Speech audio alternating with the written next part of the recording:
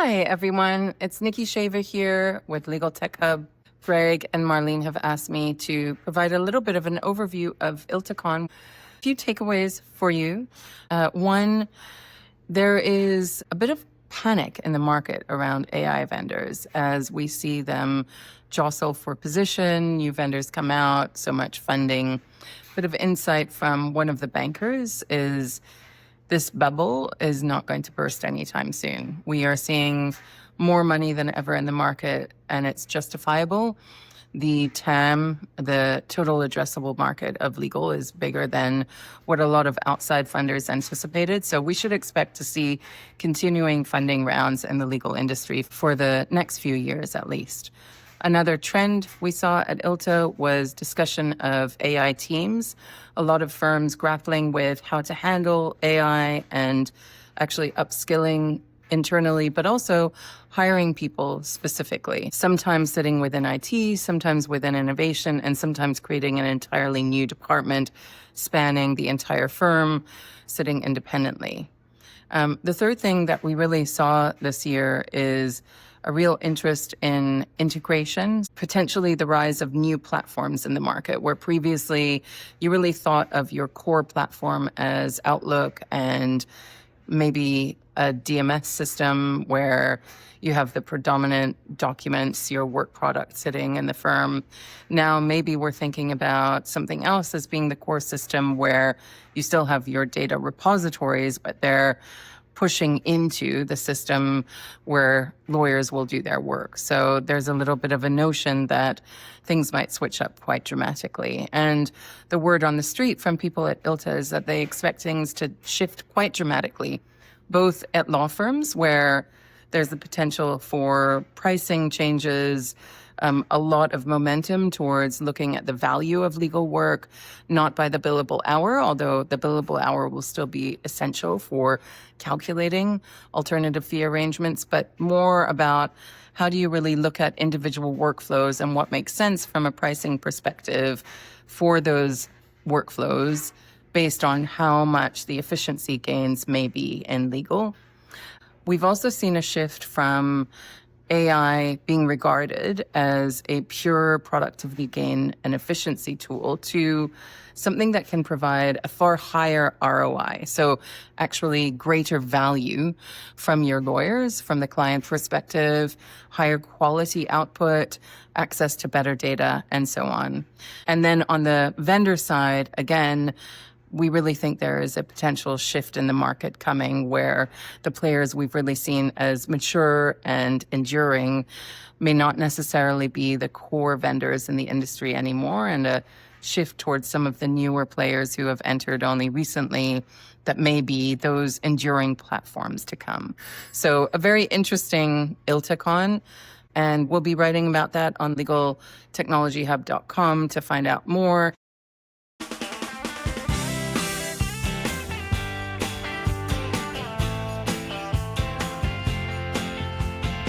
Geek and Review, the podcast focused on innovative and creative ideas in the legal industry. I'm Marlene Gabauer. And I'm Greg Lambert. And this week we are joined by Mirat and Danish from Swiftwater & Co., a firm guided legal and compliance leaders leaders to reframe investigations and operations as strategic business enablers. And also podcast hosts themselves. So yes. Mirat and Danish, welcome to our show. Thanks very much. Glad to be here. Thanks for having us. Excited to have this conversation. Yeah, so let's get started. Yeah. Mirat, your background spans strategy, technology, and risk. So how did that combination lead to your role at Swiftwater, and what was the motivation behind Swiftwater & Company's launch and core mission? Sure, thanks. Well, Swiftwater really launched with a focus on empowering general counsel, risk leaders, compliance officers to really operate what are much more modern business functions. And what Swiftwater did is really bring together a team of professionals, experienced founders, trusted advisors, people who've been basically in the industry for a long time, that are familiar with serving clients, throughout the world.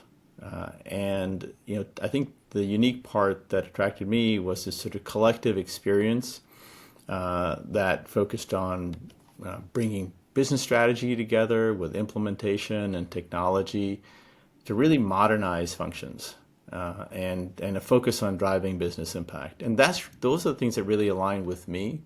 My background as a lawyer and a technologist, I've provided services to global organizations, both as a consultant with PwC and with EY and others, but also have operational experience leading a global risk function.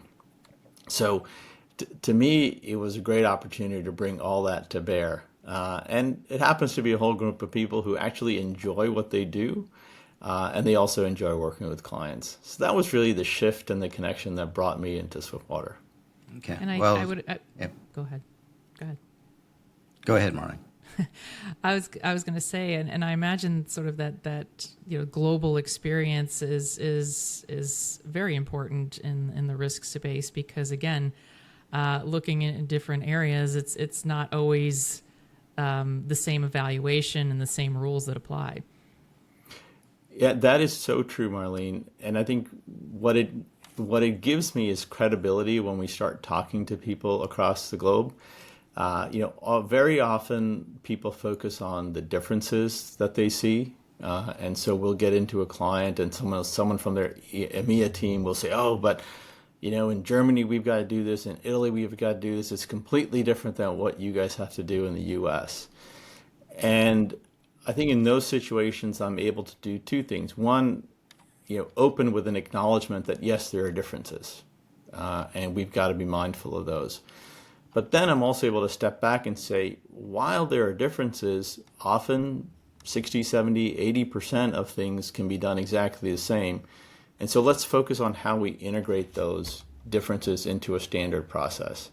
And I think having that experience allows me to be credible with those audiences. Yeah. Yeah. Danish, it looks like you're chomping at the bit to say something. So. Well, I was roped into it, under false pretenses to kind of come to this field. I was advising corporations on obviously operations and doing advisory, helping the office of CFO and CEO. And then somebody recruited me and said, hey, we've got this big e-discovery client. We've been working with them. They're looking at some operational efficiency. This is like 20 years ago. You should come you'll enjoy it. You're doing the exact work. You're going to work with lawyers, and they're going to really appreciate what you're doing.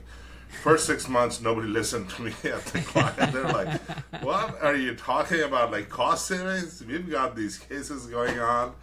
So I had to rethink my whole approach of how, within a corporation, I would sit with the CFO. They're like, great ideas. Let's go talk to legal. And then legal would be like, no, guys.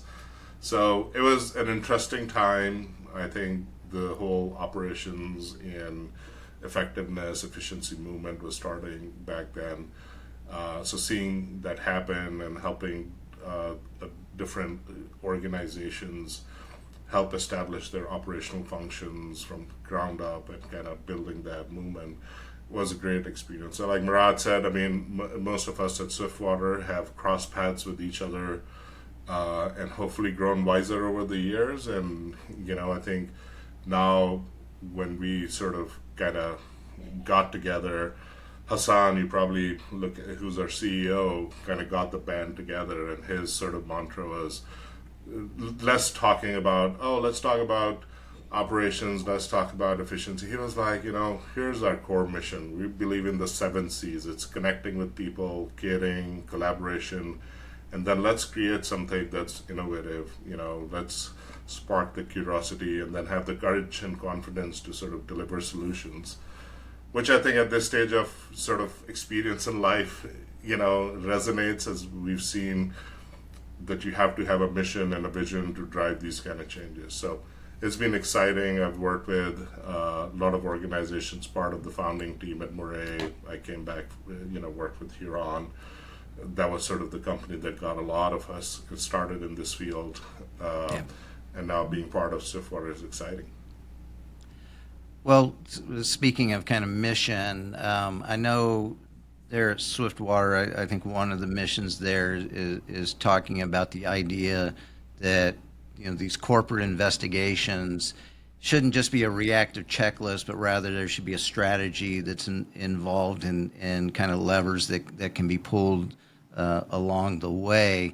So in a field where I think the default setting is reactive, how do you convince the clients kind of to reposition the way they think about these investigations so that they deliver a more measurable business value to them? Sure. And I think one of the things that we're fortunate to see is that today's business functions, and specifically the top tier leaders in the industry, are much more about operating their functions as business owners. So they're not just there to sort of check the box and come in and sort of, just sort of exist and operate, but they really think about it along the business. And that's been the key, is that by aligning their strategies, their processes, their teams with what needs to drive the business and how are you going to drive performance, that's been key. Like, for example, for investigations, this gets to thinking about things along the lines of business drivers behind things like growth, margin, assets, and purpose. Like, how do you take your investigation function and align it to those?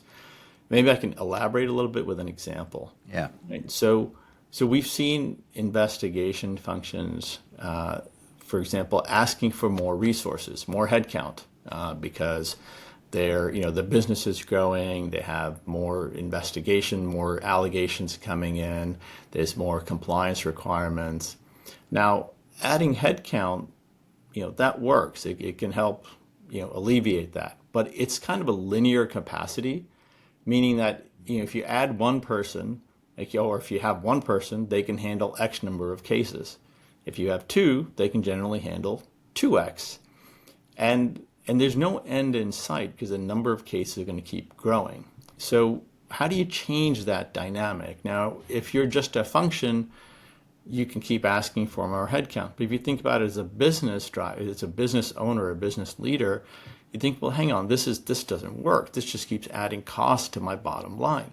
How do I get out of this linear growth into something that's more exponential from a capacity standpoint? And that's where things like, standardizing processes, and I alluded to that a little bit across the world. Instead of having different approaches to investigations for EMEA or for Italy specifically, or for Singapore or for Hong Kong, et cetera, how can I align because I recognize 80-90% of it is the same and there's only nuances? So that standardization by itself adds speed and simplification. But then looking at things like technology and AI, like when you start combining those, you start gaining exponential capacity. And so you're able to handle that growth without increasing headcount. And not only are you handling the growth without it, but you're actually probably going to deliver better quality, better consistency, better speed, and you're going to reduce risk through that. So I think that's kind of how people in those sort of leadership positions, whether they're in investigations and others, really start thinking differently about delivering business value. I'm curious. I mean, do you ever get any pushback on that? Because, I think the thing that people go to is like, okay, we just need more people, as opposed to thinking about, okay, we have to actually go through the work of, and there is work involved in standardization, making sure that you have all the steps and things in place and aligning it with different areas of your business. And then also the hesitancy around, using AI, what's this going to do, to my staffing and how is this going to impact in that way? Yes. Yes, there's a lot of resistance. And, the biggest thing always is, I can't get budget for this. I can't get budget for an IT project. I can't get budget for consulting, but I can somehow get budget for more people. Yeah. And I think a lot of this is in how people ask, right? So if someone came to this, whoever they're reporting up to, and said, hey, I need to hire one more person because we now have, we bought this business or we grew in this market, and someone looks at it and says, okay, yeah, that kind of makes sense, and begrudgingly they sort of add a person. It's a fixed cost. It's very understandable. They understand how it works. They understand what hiring a person means, and it's simple. So it's an easier sell. But when you start thinking about how do you convince that person that says, hey, we're going to invest in these process change, we're going to invest in systems implementation, and we're actually going to grow capacity, a lot of times it's not that it's the wrong decision. In fact, it's the right decision, but it's something that both the person who's bringing it to the business, the next level of whoever's the budget owner, to their attention, and it's about the budget owner understanding what that decision process looks like, and how much it's actually going to cost, how much it's actually going to save, what's the ROI. And so when you have that conversation in a way that's very structured and organized and thought through, it works. But a lot of times people just go in and ask for this, and the person looking at it like, I don't know this, I'm not as sure comfortable. I understand. I'm not as comfortable. And actually, that was an interesting response by Siri. Apologies for that, but that's usually the answer. I don't understand. Like, Siri, what are you doing here? He's Nice. chiming in as well. Nice. Mirat brought props. I know. I wish I'd planned that. But that's exactly it. It's this, I don't understand, so I'm going to just say no because it's hard for me to explain. So I think having that intelligence behind it, the clients who ask us to help with that often are much more successful in getting that budget and getting that allocation than the ones who simply wait and see if they can just ask and get it. So the answer to your question, Marley, is very much yes. It's very difficult to go get and drive change. But it sounds like, communication is key, and how you communicate the message so that it's understandable is really, an area where you guys can help. Yeah. Danish, we're going to talk about trends. Okay. Yeah. So you have mentioned, you advise general counsel, like on legal spend, operational efficiency, technology adoption. So what sorts of trends are you seeing this year as to where investigation functions should be investing to yield the highest ROI and to achieve performance targets such as losses prevented or time to close investigations? Yeah, no, it's interesting. I think it fundamentally goes back to legal investigations, compliance being service functions, and the goal for that has to be tied to some kind of value to the stakeholders, to the company, to the organization, right? And a lot of times we get lost into, it was an interesting conversation Mirat and I were having when we were looking at some benchmarks. So somebody had asked a question, okay, what do you measure? So 90% of the people said number of investigations, 80% said how long does it take? And then as you went down the line and you looked at the bottom ones like 5%, 10%, were saying, revenue saved or, reputation saved and things like that. And we kind of said, if you flip it over, you're like, these are the hardest to measure, right? Or these are the most valuable ones to the organization, but they're hardest to measure because you don't have sort of the systems and the means to put it together. Because we've talked to folks who are like, yeah, we're running 12,000 investigations, but like Greg, you said, it's very reactive. We're just keeping our Excel sheets from breaking and just managing this. So when push comes to shove, we're like, can you give us 4 people? Because this is really important. But at the end of the year, how do you demonstrate that value back to the organization? How do you position yourself? So I think that's where the trends are when you look at legal, when you look at risk, when you look at compliance, is that, for example, just as I came into this industry about 20 years ago, sort of shifting from corporate, where this concept of value and at the C level, you're looking at the value provided to stakeholders, legal risk, started thinking about that. Now it's more from less about can you do more with less, that sort of is losing its shine, and it's about how much value are you creating for me, right? So you have to start thinking about every decision you make, whether you're trying to save costs or whether you're trying to put a technology in or trying to stretch your headcount, is how is this connected to my value? And I have to tell you, it's still very hard, whether we look at investigations, whether you look at intellectual property.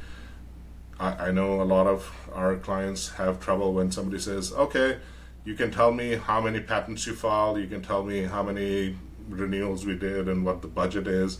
Can you tell me which is my most profitable patent? And then they're like, oh, well, we've got a great IP system, but we're not necessarily connected with all the products yet.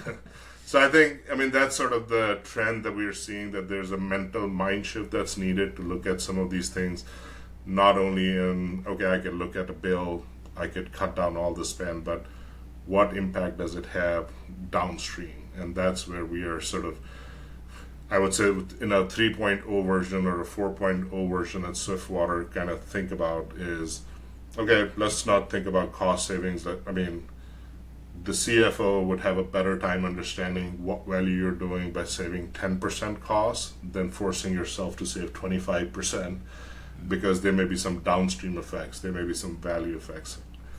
Like Mirat talks about, tie your corporate investigation. If you're asking for budget or if you need to improve it, if you can tie it to your revenue, hey, we can improve our revenue leakage. Contracts, we can improve our revenue leakage. Investigations, we can improve our revenue leakage. IP, we can do that. But a lot of organizations are having trouble because either they don't have the right systems and information. And I think truly AI, other than like Siri and all those folks listening to us, does have a benefit. But that's also maybe a longer discussion, because I think, Greg, I've heard you and Marlene sort of talk about it with a lot of other folks in the industry. I think everybody's trying to come up with that one big idea. But in my mind, and I'm interested to hear your thoughts, it's probably going to be, like instead of idea, I use the word use case. Is going to be a lot of very pointed use cases to solve different problems in the next at least 4 or 5 years, that we'll see one thing works best for something and another thing works. So that's also a continuous struggle that, and I'll say us as advisors have that, to be on top of things of what's working right now and what's improving. So that's what I advise people is, don't go it alone. There's broader things. Focus on value and focus on, just not doing it faster, better, cheaper may have worked for certain things, but as we mature as an industry, we have to start thinking more value, thinking more of how the broader organization thinks. Well, speaking of legal ops, I know you had mentioned Swiftwater CEO Hassan earlier, and I've read where he's described the legal ops as the quiet power, and there's this idea of the influence often comes and enables the others, and it's not necessarily a frontline visibility that these legal ops folks have. So, how do you there at Swiftwater embed Hassan's ethos of that into your work with the legal risk and compliance department, so that you can help them really kind of create and show real strategic impact, even though they're not necessarily on the front lines? Yeah, let me take that one. So right. It's interesting. We have a lot of these philosophical conversations now that we're growing, like Mirat said, older and wiser, right? So we kind of think through, okay, how are we morphing into this? And that goes back to that whole service mentality, right? Law as a profession is a service business. I mean, we are here to serve the organization, the people, the society. And so it goes back to the point of, how are we presenting the value? Is the value in saying, hey, I came in and I'm now allowing you to do work better, or I'm coming in and I've saved costs for you? Or is it about, as an organization, I have enabled you to generate more shareholder value? Right. through your contracts, or I've saved you from risk, or we have, as a company, improved our positioning as a in our ESG area and things like that. And so the trend, or it's sort of not a trend, but a reminder to ourselves, and then when we talk with in the legal ops space, is that we have to be careful in the operations function not sort of overshadowing the overall results that we are achieving by saying, okay, great, yeah, I mean, I think we get to conferences, we get to a lot of everybody likes recognition, and I think that is great as long as it's in context with the results and the value that your organization is achieving.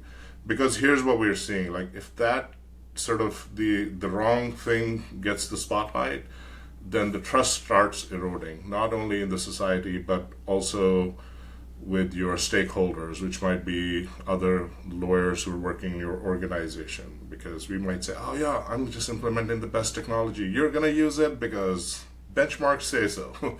And then you're seeing miserable faces sitting out there saying, you didn't improve my life. You may have great benchmarks. So we kind of, and this always reminds me of this thing. I'm sure you guys have seen it. Steve Ballmer was launching some new Windows version, and they all decided to kind of come out. Jumping around. Yeah, they're like, windmill of bones, and they kind of start dancing and trying to be hip and everything. I don't remember which version of what product was launched, but all I remember is there was like all these executives, in their turtlenecks coming in and dancing and trying to be very hip and so on. So it takes away from the spotlight. And I have to be very careful in saying this. This is not just legal ops or people or conference or individuals. It happens a lot with the general counsel or leadership as well. But leadership might say, okay, well, we're going to be more efficient and effective. We're going to operate more with, we're going to achieve more with less. And then it doesn't take into account your people who may be under stress, or the work that you're producing, but somehow you have to sort of tie it back to value and sort of keep that trust and make sure the people. So that was sort of the whole kind of concept that we sort of remind ourselves in saying that we're a service organization. We're helping make our organization shine. We're helping make our legal teams shine and getting the results for the organization, for the stakeholders, for the community, for the board. And as part of that, yes, we should be recognized. We should also celebrate those wins, but keeping in mind the mission and sort of the vision of what needs to be done. Mirat, you've talked about how legal risk and compliance functions need to operate with an enablement mindset. So could you elaborate on that, what that means, and discuss examples of what investigation functions have done to adopt that?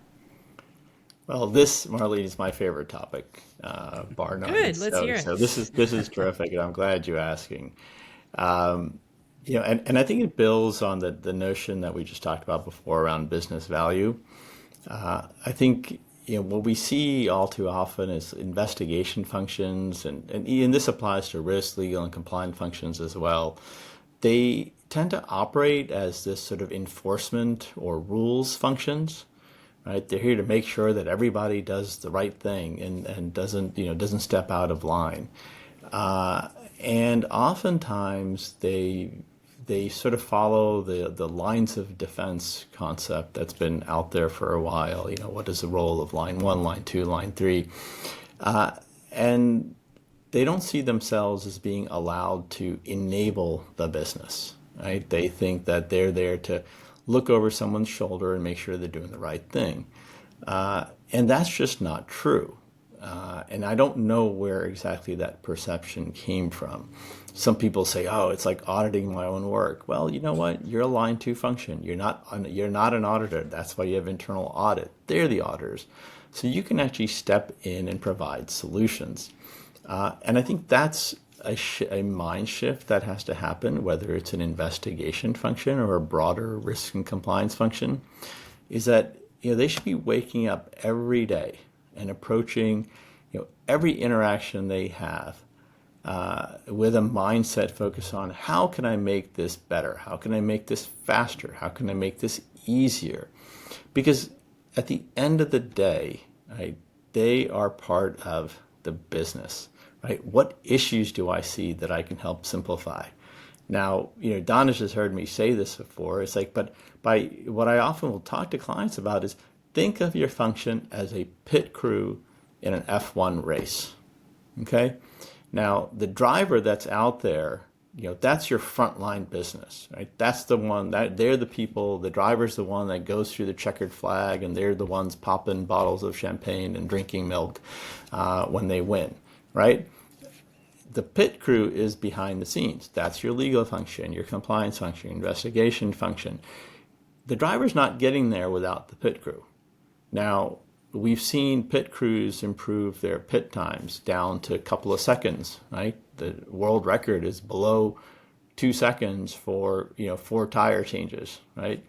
So if you're the pit crew of a driver and you're taking 3 seconds, you think you're doing great changing 4 tires for 3 seconds. But the guy next to you just did it in 1.82. And their driver got out faster than yours. Now, it's a matter of seconds, but when you're going 100, 200 miles an hour, a second is a lot of distance. Yeah. And if that keeps happening in multiple pits, you're going to fall further behind. So it's about this changing dynamic that these functions really need to think about is, how do I get faster? How do I get more agile? How do I get more responsive? And that's something that not all have tried to take on. Right? I think historically that's not been the function. The function was like, okay, we're protecting as opposed to enabling. And that's another thing. I was wondering where are they rewarded for that, or are the incentives set directly, and if not, how do you kind of change that? So both of you are 100% right as some of the issues, right? Because that's not how they're structured. That's not sort of the traditional role. And oftentimes the incentives aren't there. So I think what we see kind of people who are being more strategic about this is that they will go and have those conversations with leadership that say, hey, if we make these changes, this is how it affects the company's growth. This is how it affects things from a margin or cost standpoint. The functional leaders need to start speaking the language of the C-suite. The C-suite is out there at investor conferences, at shareholder meetings, and what are they talking about? They're talking about growth. They're talking about market expansion. They're talking about innovation. They're talking about R&D. They're talking about all these wonderful new things. On the other side, they're talking about margins and earnings per share, right? They're talking about assets, protecting and leveraging assets. And then more broadly, they may be talking about purpose and achieving a broader purpose, including compliance is one of the things. But they're talking about when you start aligning your conversation saying, hey, here's how my function today is having an impact on these areas, and here's how it could operate. You start changing your measures, but then by changing your measures, you're also then going to them and saying, but this is the investment it's going to take. Now you're quantifying that investment in the context of its impact on revenue growth, on margin, and it's a much easier business decision. Doesn't mean you're guaranteed to get that money because there's 50 things on the plate and there's only X amount of money, but you're much more likely to get it, and you're much more likely to change your performance measures about how you're going to actually be measured at the end of the year, and what you're going to prioritize. So it's really a big mindset shift that has to happen, and it's not easy. It doesn't happen overnight, right? And it takes someone who's got this really sort of willingness to step up and say, how do I elevate my game for the next generation? And we're going to see it. Like with anything else, there's people who are out there who are doing this, who are at the forefront. And at some point, we're going to get to a tipping point where a whole bunch of people are going to be playing catch up to get there. So it's a matter of where someone wants to be in this. Do you want to be in the top 20%? Or do you want to be one of the followers who are going to come later? I could share an example. I mean, I can even go beyond, say, investigations for a moment. Well, Because let me jump in sure. and because I think maybe this is leading into where I was heading. So let's say you get everything aligned the way that you want it to be, or the way you think it can be. So share with us, some example of where, when you're aligned correctly, you got everyone doing their part. The pit crew is 2.2 seconds or less. So what are the tangible outcomes that you see that make a big difference in how that service is delivered? Sure. And maybe let me give it to you maybe in two different contexts. Okay. One within the context of well, one outside the context of, say, investigations, and one within the context of investigations. So I had a client as a large government contractor, and when you think about where their revenue came from and growth, 20% of their growth and new revenue came from existing contracts, because that led to new work or to follow-on work or expansion of the current work. And so in those scenarios, the contract renewals that came up were extremely important because they impacted not just that project, but future growth. Now, their risk and compliance and legal teams were really good at tactically making sure that, all the contract renewal steps were followed.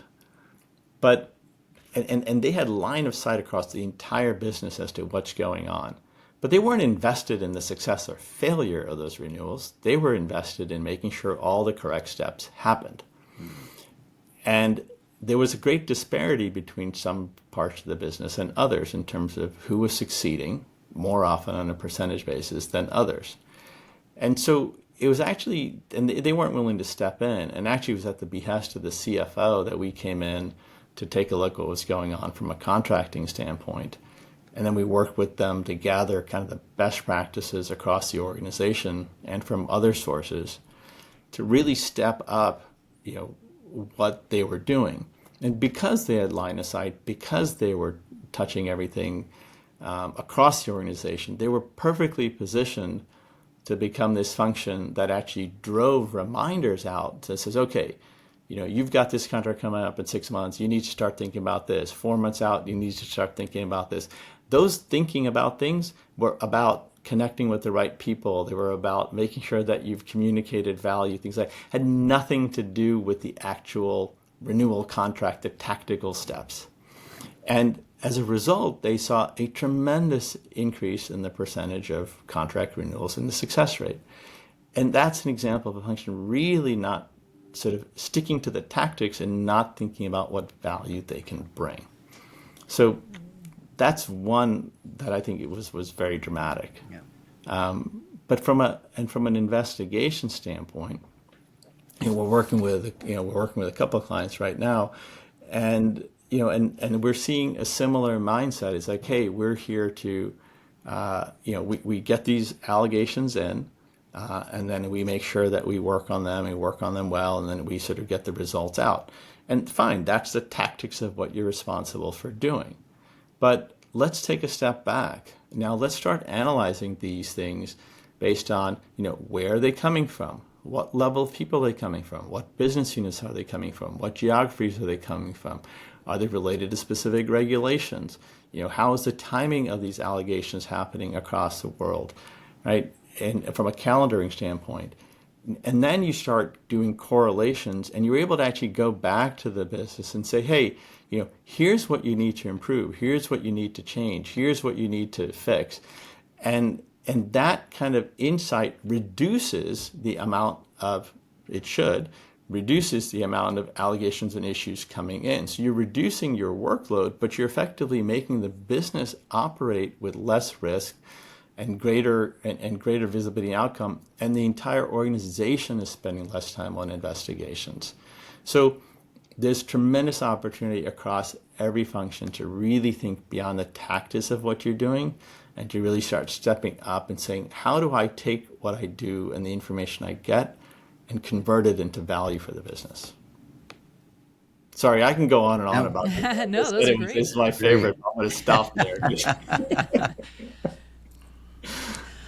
All right, guys. So now's the time for our crystal ball question. So Mirat and Danish, looking ahead 1 or 2 years, what do you expect to be the biggest transformation in how legal departments use AI and drive investigation processes and operational improvements? And how is Swiftwater positioning clients to benefit?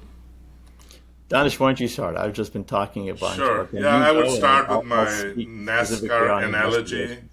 All right. You've got a F1 to NASCAR. but you've got a better F1, so I have to give that one up. Now I'm working on like a Texas rodeo analogy. It's not done yet, but that's a good one. time, we like that. maybe next time, we'll do that. But I think AI, there's going to be the fundamental shift in AI. I think we're still at the stage where we look at AI as a tool and as sort of an aid that we're using. So we see a lot of folks trying to figure out, can I replace my search engine? Can I replace it with my research tool? Hopefully hallucinations will go away and I could just sort of do work better, faster. I can see Marlene going, no. and things like that. Not for a while. But I mean, hearing in your podcast and hearing others who are coming at it, and what we are sort of also advising our clients is to now think of AI sort of as a lifestyle or as a professional sort of way of working, right? Not just looking at tools and point solutions, but thinking of it in a broader sort of long-term context. Because what's going to happen is if you just look at it tools, 3 years down the line, you're going to have just like tech tools, and you're like, okay, why don't we do all of this? Now nothing makes sense. But now is the time to sort of think through looking at all the different aspects. Some places are ready, and you can go in and kind of make an impact. Other places you have to prepare your data or other things to take full advantage. I think this is a great opportunity to be more embedded within the enterprise more than ever, because now you can have that data that can inform your claims processes, your investigations processes, which you couldn't have done in the past. So I think that's where I look at it as AI is right now is the time in advising clients to not get excited or dejected. Some people are like, no, we can't touch it. I've seen memos go out from CEOs like, don't touch any tool.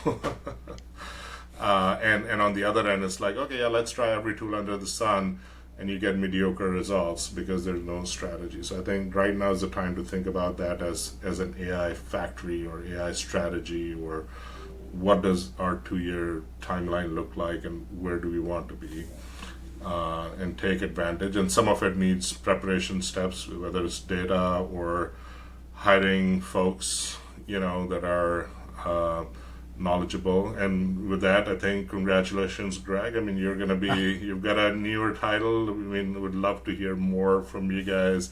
And Marlene, you're sort of taking it to the next level with sort of your knowledge management background. So, I mean, this is how we sort of grow as an industry as well, right? I mean, looking at how each of us are doing it and collectively making it better. Yeah. We like crystal ball answers that include us in the. Yeah, we really Is there like a payment schedule of how many times you get to mention Absolutely, people? Absolutely, yeah. We'll talk about that later. Yeah, Venmo, Marlene, and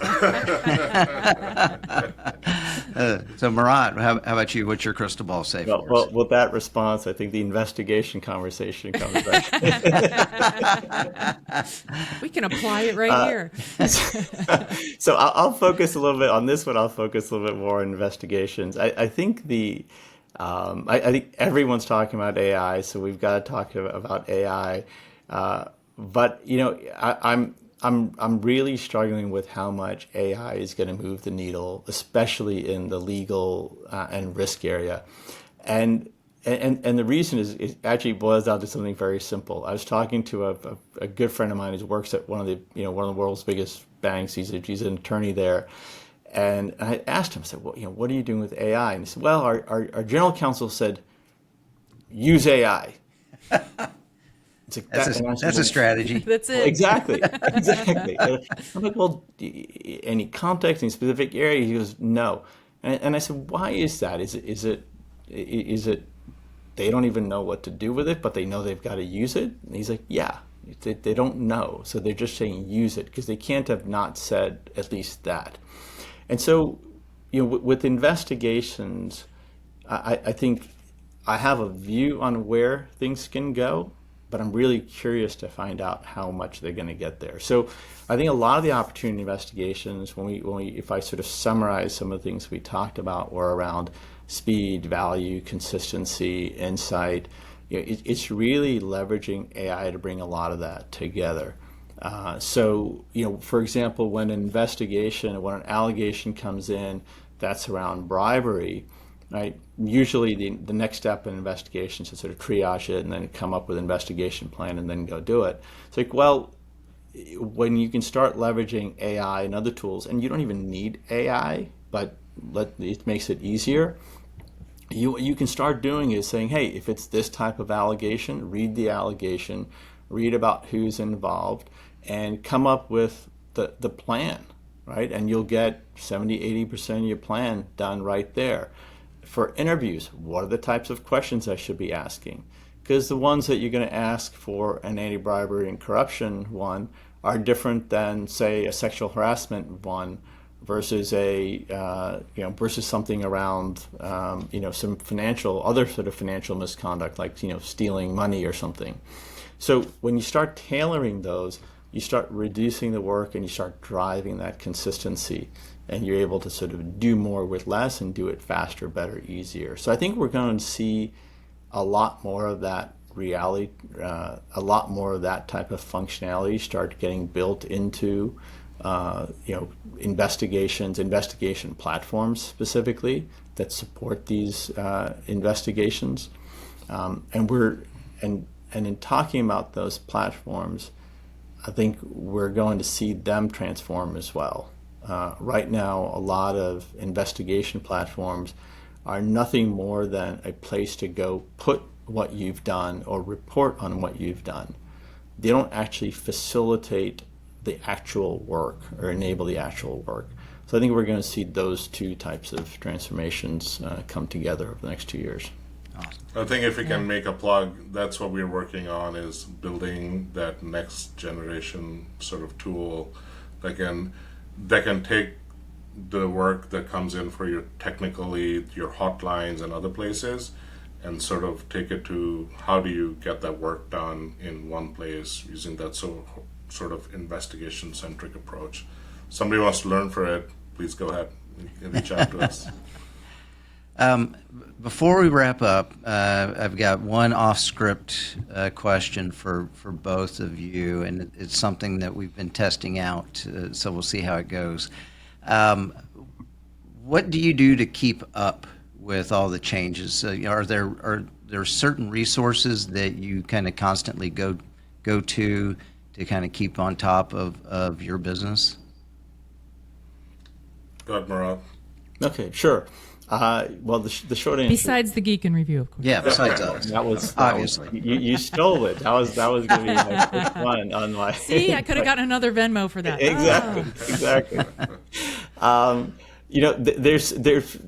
I think it's key to understanding that there's so many aspects of it from a consulting standpoint. There's everything from the marketing and business development to the core sort of, in my case, say investigations and risk and compliance.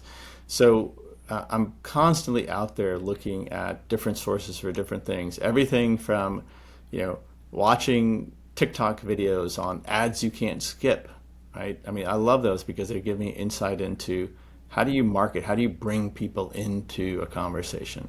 But then there's a lot of practical things, right? So I'm looking at white papers that are produced across a variety of different risk management and investigation and compliance organizations. They've got, there's an endless supply of white papers that are being produced there. There's the normal sort of news cycles and articles. And I'm starting to leverage more and more myself, the AI part of it, saying, hey, it's really hard to keep up Like, I want to get some of these things summarized, but then when I see something interesting, I'm able to actually click in and actually go to the actual source and actually take a full read. So I don't think the traditions have changed. I think it's about really, just keeping up with all the news cycles. And I'll add one more. I think we're producing a lot of content, and I love the comments and the questions and the feedback that comes in, because that to me is a great source of learning for myself, because it's either a question we didn't answer or a question we didn't think about or a new perspective on the same. So all of those really help benefit us. Awesome. And Danish? Yeah, no, I would start. I mean, you guys know I consume a lot of information through the internet and interaction, so I love all the thought leadership podcasts like yours and others, just kind of getting that human condition out, right, and saying, okay, this is what's happening, not unfiltered business things that we can sort of absorb, not necessarily highly produced pieces where there's like a white paper and a case study that comes out. We want to know what's happening, where it's happening. Conferences have been a great sort of source, but I think post-COVID we've gone into sort of a whiplash of conferences. There's like a conference, like 5 conferences for each topic that have started coming up. Pros, there are more people that are getting engaged. There's more things to go to, but there, as a human, you can only be in so many.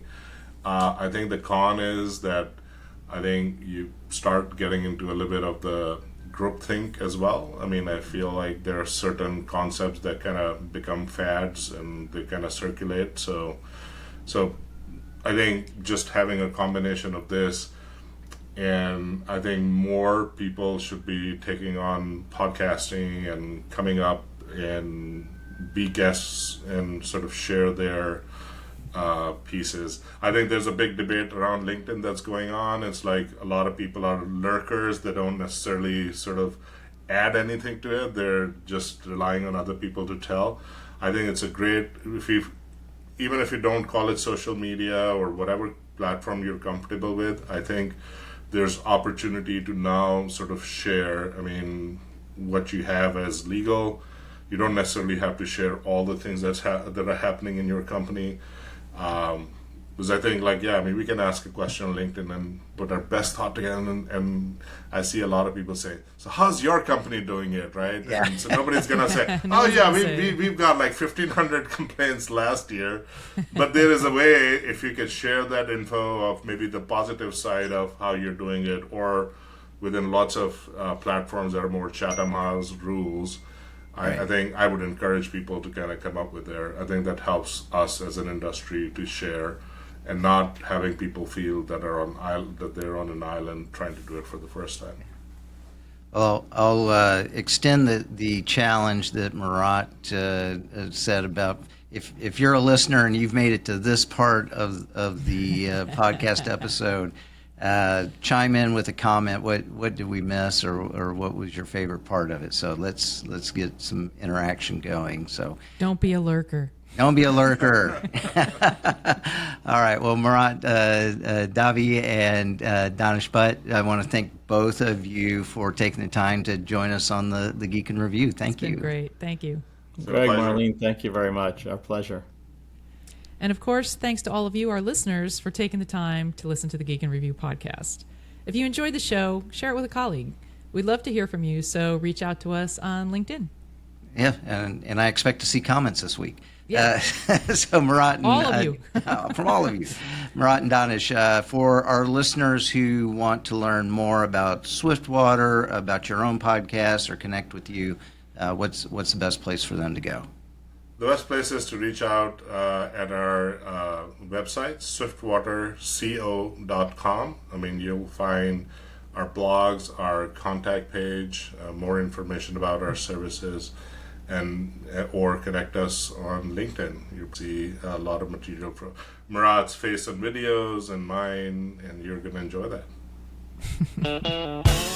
And as always, the music you hear is from Jerry David DeSica. Thank you so much, Jerry. All right, thanks, Jerry. All right, thanks, everybody.